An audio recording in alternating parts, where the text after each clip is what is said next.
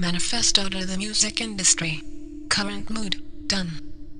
Lights out. An open letter to the record industry and the idiots who work for the fascist regime. Read this out loud. This is intended for all of you lowly puppets who sit in your big offices and big buildings that will soon be out of business and thus forced to hold vacant memories of an industry that once was. This is for all of the bigwigs in suits and ties who sit at the head of the conference room table with creative opinions as empty as the music they force down the throats of the now bored and uninspired creative consumers. This is for all the idle assistants who only work hard enough to get their names on the Grammy party lists, or whose only existence remains obsolete if she can't get into the hot new band's Hollywood show debut. This is for the borderline retarded and dark guy who should in fact abandon his dreams of changing the failing record industry to become a highly paid talent scout at a modeling agency. This is definitely for all the marketing lowlives who fail to avidly push great talent because the world's favorite reality slut randomly decided one day while botoxing her armpits that she wants to be a rock star. Yes, this open letter is for all of you. Come feast your eyes upon the truth behind your insolence for 5 minutes, if you even have your job for that much longer. Your blatant lack of respect and worship for the oldest and purest art form has brought a once thriving and artistic industry to a grinding halt. Your willingness to believe that the World Wide Web has killed the consumer's thirst for new and exciting talent is wildly ignorant and safe. You would like to feed into this stupidity because you are too lazy to stand behind substance. You'd rather take the low and easy road than take the time to nurture true talent. You'd rather tirelessly feed us the same carbon-copied, lip-syncing, sex-stripping, fox punk. I got my entire outfit from Hot Topic, rocker, buffoonishly ghetto. Are they even speaking English? Hip-hop, same old same, sound from song to song type image and force us to believe that this is all the world's artists have to offer. You'd rather watch your company's stocks and yearly record sales severely plummet than take strong initiative to fix the current problem.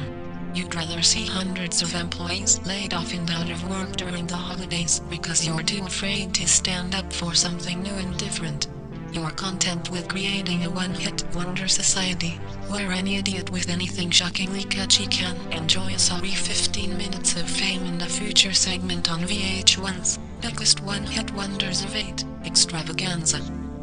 Where is the new generation of legends? Bay Once and Alicia Keys are old shoe-ins. R. Kelly, sure, but his personal dramas easily overshadow his genius. Radiohead and Outkast comes to mind, and then I draw a big blank.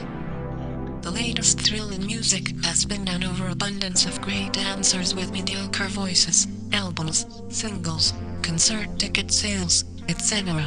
Thank God the internet allows every Joe Blow in the universe a free forum to overexpose every little thing, especially mediocre celebrities. Thank God for online music forums, such as MySpace. Artists are able to directly connect with the people and expose themselves and their art to everyone everywhere at the click of a button. MySpace proves that music can no longer fit into a box. Long gone are the days of urban versus pop versus alternative radio. Gwen Stefani had hit songs for years on the pop and alt charts, but she records a song written by Pharrell and she's instantly on top of the urban charts as well. This new R&B dance pop music crosses over to white kids and that Kelly Clarkson, "Since You've Been Gone" song was smeared across the lips of many a young black girl last year. MIA is all over the indie alternative stations, and let's not even get started on Gnarls Barkley.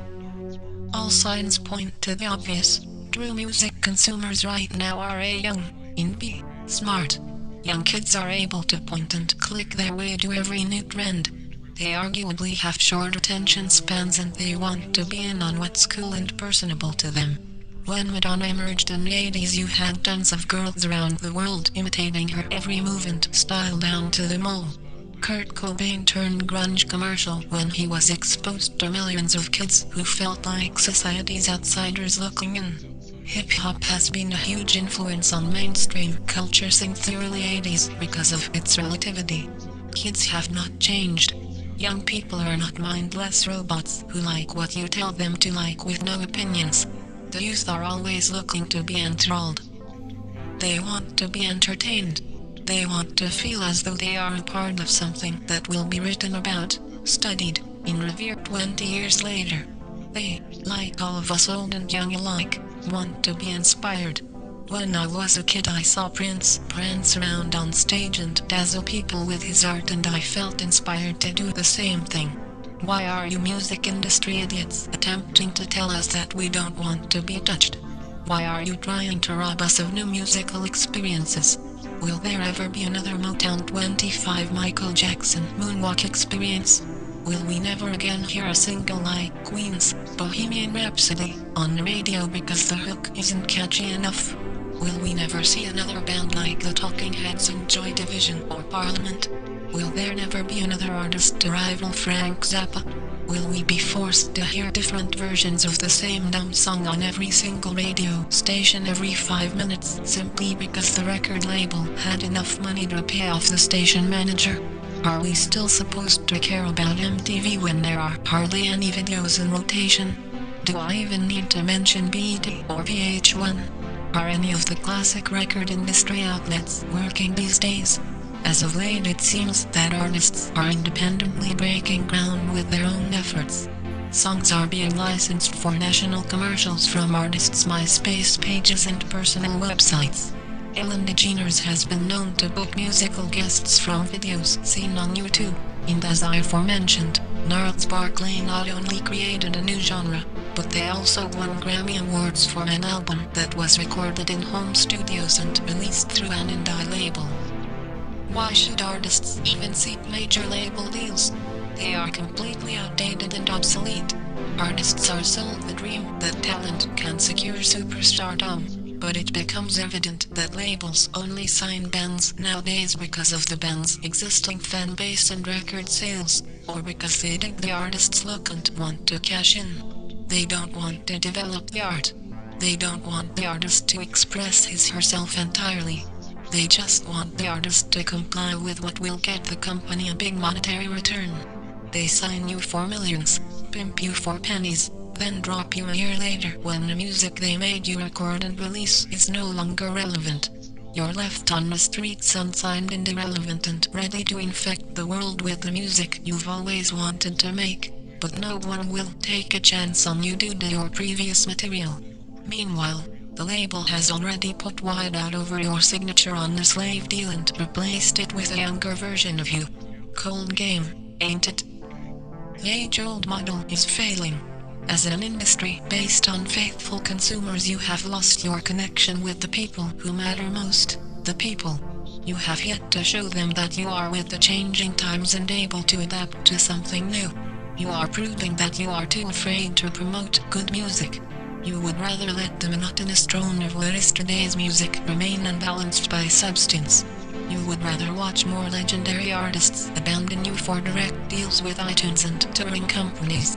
You would rather allow the internet to defeat what should be your life's work.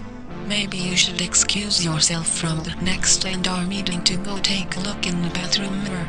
Stand there and ask yourself why you took this job. And when you realize it's simply because you wanted to be cool and in the mix, then return to the conference room, take that gun out of your pocket, and shoot yourself in the head in front of your coworkers so that you are made an example of. If you can in fact leave that conference room and look in the bathroom mirror with pride and hunger to break the monotony, then head back into that conference room, jump on top of the table and read this manifesto. This is a challenge. We're calling your bluff. Record labels are nothing but banks that give artists high-price loans in exchange for artistic control. Put your money where your cocks are. Go out on a limb and support real music for a change. Find the line where the internet and the real world meet and infect more people with something magical. Start building more legends. It's almost too late. Interscope is dead.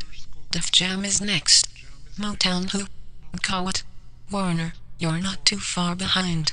The war sirens are ringing and you're content with playing deaf and dumb. We're calling your bluff. We're here to reprogram how you and the rest of the world listen to music. We can do this together, or you can stick to your own devices and peril in the process. We are the people. We are the future. We are the present. Who are you?